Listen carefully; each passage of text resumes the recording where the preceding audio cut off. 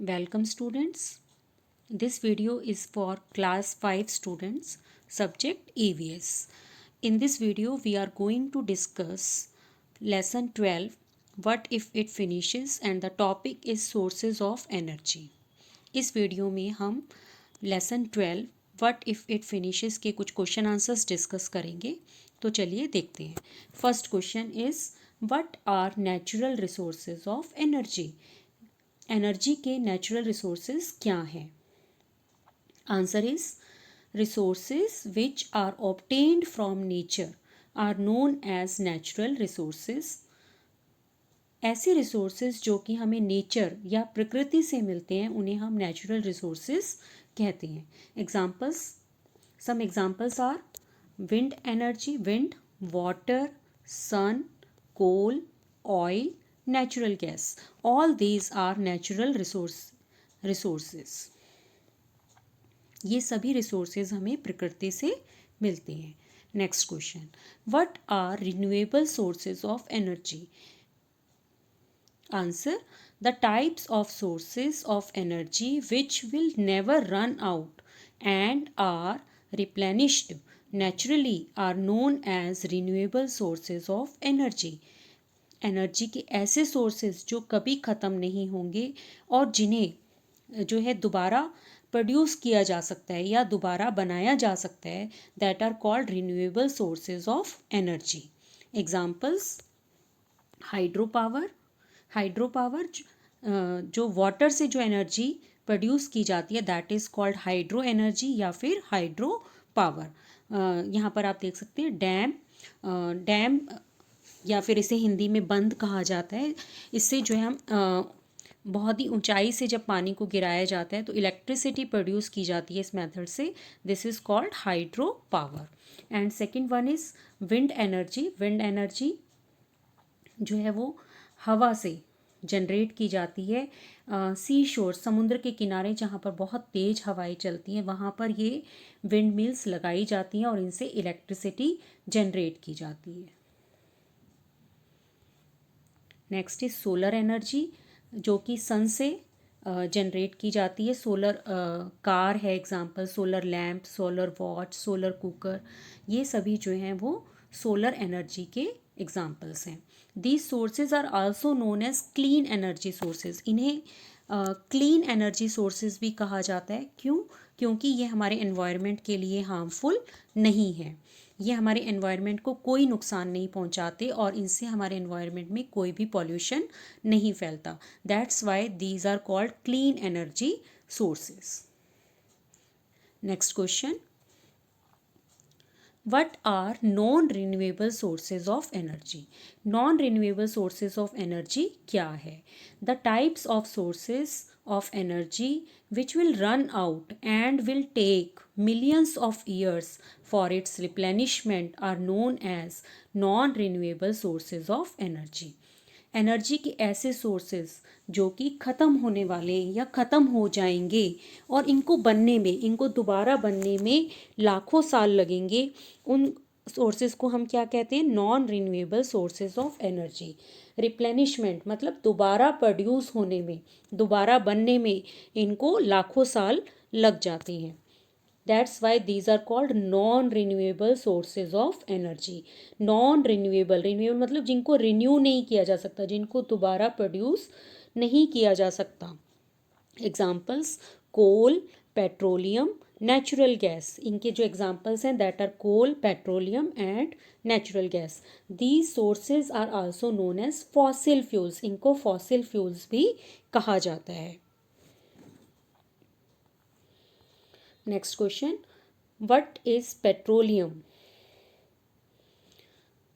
Petroleum क्या है? Petroleum is an oil that is found underground. Petroleum एक oil है जो कि हमें ज़मीन के बहुत नीचे मिलता है। Petra means rock and oleum means oil. Oleum means oil. It means petroleum means rock oil. ये दो शब्दों से, दो वर्ड से मिलकर बना है Petra plus oleum. Petra means rock और ओलियम मीन्स ऑयल, तो पेट्रोलियम का मीनिंग हुआ rock oil. Petroleum is a mixture of many substances like petrol, diesel, kerosene, paraffin and wax. Petroleum जो है बहुत सारे सब्सटेंसेस का मिक्सचर है, जैसे कि petrol, diesel, kerosene, paraffin and wax. ये सारे जो सब्सटेंसेस हैं इनसे ही मिलकर पेट्रोलियम बना है, या हम कह सकते हैं कि ये जो सारे सब्सटेंसेस हैं वो पेट्रोलियम से बनते हैं। Next question, how is petroleum formed? Petroleum कैसे बनता है? Petroleum is formed from the remains of dead plants and animals in deep ocean. Over time, these dead remains are covered with layer of silt and sand. Petroleum जो ocean में बहुत नीचे चले जाते हैं, डेड प्लांट्स एंड एनिमल्स, उनसे बनता है। और ये जो डेड एंड रिमेन्स हैं ये एक सैंड और सिल्ट की लेयर के नीचे चले जाते हैं और बहुत नीचे गहराई में दब जाते हैं। तो उन over millions of years, due to extreme heat and pressure, they get converted into oil and natural gas. और वो जो remains, dead remains ज़मीन में बहुत नीचे गहराई में चले जाते हैं, उसके बाद वो हीट और प्रेशर से ऑयल और नेचुरल गैस में कन्वर्ट हो जाते हैं। But it takes millions of years, लेकिन इसमें इसको बनने में लाखों साल लग जाते हैं। इस प्रोसेस में लाखों साल लग जाते हैं। We take out petroleum by drilling and mining, और उसके बाद जब ये बनकर तैयार हो जाते हैं तो उसको हम बाय ड्रिलिंग और माइनिंग जो है उसको बाहर निकाल लेते हैं। यहाँ पर आप पिक्चर में देख सकते हैं कि किस तरह से ये प्रोसेस होता है। Next question, why should we conserve petrol? हमें पेट्रोल को क्यों कंजर्व करना चाहिए? Conserve means save. हमें पेट्रोल क्यों बचाना चाहिए, क्यों सेव करना चाहिए? Yes, answer is we have very limited fuel available on the earth. हमें पता है कि अर्थ पर बहुत लिमिटेड फ्यूल अवेलेबल है। जैसे कि अभी हमने देखा कि petrol is a non renewable source of energy. Petrol जो है वो non renewable source of energy, इसको बनने में लाखों साल लग जाते हैं। They take millions of years for their replenishment, इसको दोबारा बनने में मिलियंस ऑफ ईयर्स, लाखों साल लग जाते हैं। Our demand of energy is increasing day by day, और हमारी एनर्जी की डिमांड दिन बढ़ती जा रही है, क्योंकि आप देख रहे हैं कि रोड पर बहुत ज़्यादा व्हीकल्स जो हैं वो आ गए हैं और उन व्हीकल्स को चलाने के लिए पेट्रोल और डीजल की ज़रूरत होती है। तो हमारी एनर्जी की डिमांड जो है वो डे बाय डे बढ़ती जा रही है। One day all non renewable resources will run out and we will have to switch over to renewable resources. एक दिन ये सारे नॉन रिन्यूएबल रिसोर्सेज ख़त्म हो जाएंगे और हमें दोबारा से रिन्यूएबल सोर्सेज को ही यूज़ करना पड़ेगा। एंड टू सेव एनवायरनमेंट, और अपने एनवायरनमेंट को सेव करने के लिए भी हमें पेट्रोल को कंजर्व करना चाहिए, क्योंकि पेट्रोल जो है वो एक फॉसिल फ्यूल है और इससे जो है बहुत ज़्यादा पॉल्यूशन फैलता है। इसलिए पेट्रोल को हमें कम से कम यूज़ करना चाहिए। And the next question, what are different ways to conserve और सेव और कंजर्व पेट्रोल? किन तरीक़ों से हम पेट्रोल को सेव कर सकते हैं? यूज़ पब्लिक ट्रांसपोर्ट लाइक बस और मेट्रो। अगर पॉसिबल हो तो हमें जो है बस या मेट्रो को ही यूज़ करना चाहिए। एक जगह से दूसरी जगह जाने के लिए पब्लिक ट्रांसपोर्ट ज़्यादा से ज़्यादा यूज़ करना चाहिए। Encourage car pooling. Regular servicing of vehicle is must, vehicles की रेगुलर सर्विसिंग कराते रहना चाहिए, क्योंकि अगर हम सर्विसिंग नहीं कराते हैं तो गाड़ी से जो है वो स्मोक निकलता है और हमारे एनवायरनमेंट को पॉल्यूट करता है। Check your vehicles tyre pressure.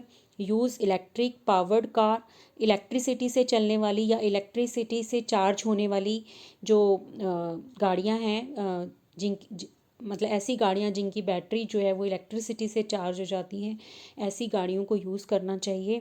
Turn off your vehicle on red signal eight traffic light, और रेड सिग्नल पर अगर हमारा व्हीकल रुका हुआ है तो हमें जो है उसका इंजन टर्न ऑफ कर देना चाहिए, उसको ऑफ कर देना चाहिए। And the last question is, how will you compare renewable and non renewable sources of energy? आप कैसे कंपेयर करोगे renewable and non-renewable sources of energy. And the first one is available in plenty. Plenty मतलब भरपूर मात्रा में. जो renewable sources of energy हैं वो हमें भरपूर मात्रा में अवेलेबल है, जैसे कि सोलर एनर्जी है, विंड एनर्जी है. इन्हें हम जितना चाहें उतना यूज़ कर सकते हैं, इनकी कोई कमी नहीं है. And non renewable sources of energy not available in plenty. ये इतनी भरपूर मात्रा में अवेलेबल नहीं है, इनका एक लिमिटेड स्टॉक ही हमारे पास अवेलेबल है. Next one is eco friendly. Renewable sources are eco friendly. Eco friendly मतलब हमारे एनवायरनमेंट के लिए बिल्कुल भी हार्मफुल नहीं है, इनसे कोई पोल्यूशन नहीं फैलता, ये हमारे एनवायरनमेंट को कोई नुकसान नहीं पहुंचाते. जबकि non renewable sources are non eco friendly, जैसे कि पेट्रोल है, डीजल है, ये सारे जो सोर्सेज हैं ये एनवायरनमेंट को पॉल्यूट करते हैं, एनवायरनमेंट में को नुकसान पहुंचाते हैं. And next is cheap. Renewable sources are very cheap. मतलब ये जो है महंगे नहीं हैं, और जो नॉन रिन्यूएबल सोर्सेज हैं वो एक्सपेंसिव हैं, बहुत महंगे हैं. अगर हमें नॉन रिन्यूएबल सोर्सेज अगर हम यूज़ करते हैं तो उसके लिए हमें ज़्यादा कीमत देनी पड़ती है. These are expensive sources of energy. तो स्टूडेंट्स, आई होप कि सबको जो है ये समझ में आ गया होगा. जो हमने अभी क्वेश्चन आंसर्स डिस्कस किए वो आपको समझ में आ गए होंगे. अगर आपने चैनल को सब्सक्राइब नहीं किया है तो चैनल को सब्सक्राइब करना ना भूलें. Thank you students.